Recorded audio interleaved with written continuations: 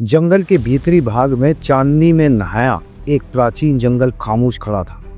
छायाएं घनी थीं और धुंध का एक आवरण चिल्ला पहाड़ नामक एक सुदूर गांव को ढक रहा था। यहाँ कुछ आदिवासी परिवार रहते हैं जिनका जीवन प्रकृति से जुड़ा हुआ है। फिर भी इस शांति के बीच एक अदृश्य आतंक छिपा है।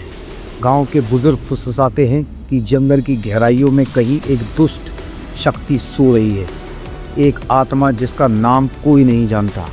एक रात युवकों का एक समूह, मधु, उसका दोस्त रामा और कई अन्य गुप्त रूप से इकट्ठा होते हैं।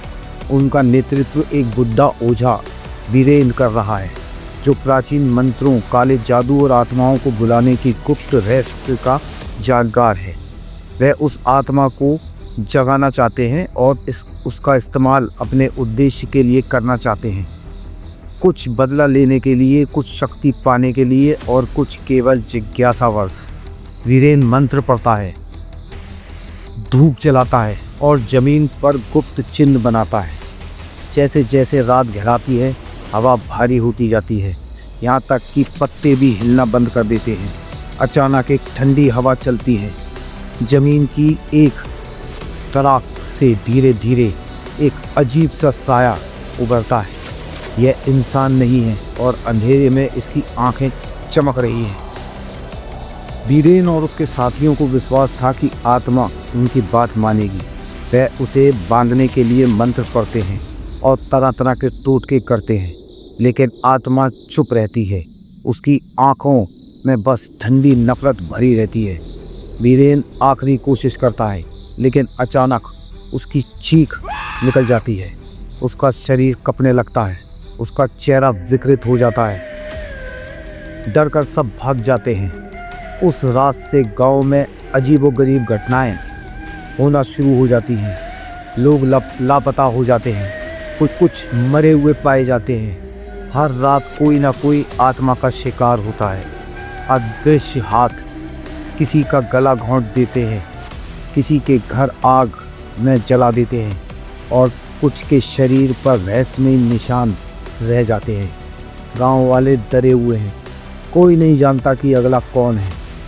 गांव वाले मदद के लिए वीरेन की ओर दौड़े, लेकिन वीरेन वह गायब है।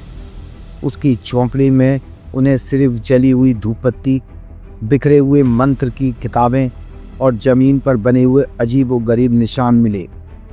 कुछ लोग कहते हैं कि आत्मा वीरेन को ले गई, कुछ का मानना है कि वह डर के मारे भाग गया।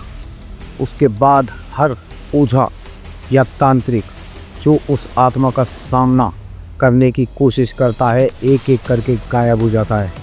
कोई भी वापस नहीं आता। गांव वालों को एहसास होता है कि इस आत्मा को साधारण मंत्रों से नियंत्रण में नहीं लिया जा सकता। इसका नाम, इसकी शक्ति, इसका उद्देश्य सब कुछ अज्ञात रहता है। दिन बीतते हैं, रात ढलती है। गांव वाले भागना चाहते हैं, लेकिन जंगल के पार कोई शरण नहीं मिलती। बच्चे रोते हैं, बड़े प्रार्थना करते हैं और औरतें डर के मारे जागती रहती हैं। कुछ लोग कहते हैं कि आत्मा साए के रूप में आती है, सपनों में आती है या अनजानी भाषा में फुसफुसाती है। इस आत्मा के बारे में कहानियाँ दूर दूर तक फैली हुई हैं। कुछ लोग कहते हैं कि यह कभी एक राजा था, कुछ कहते हैं कि यह किसी पीड़ित की आत्मा है या शायद जंगल के राक्षस की, जो अब जाग गया है, लेकिन इसकी असली पहचान कोई नहीं जानता। एक दिन गांव के किनारे एक बूढ़ा आदमी आता है, लाल कपड़े पहने, गले में रुद्राक्ष की माला और आंखों में एक अजीब सी चमक लिए। वह अपना परिचय जदूनंद तांत्रिक के रूप में देता है।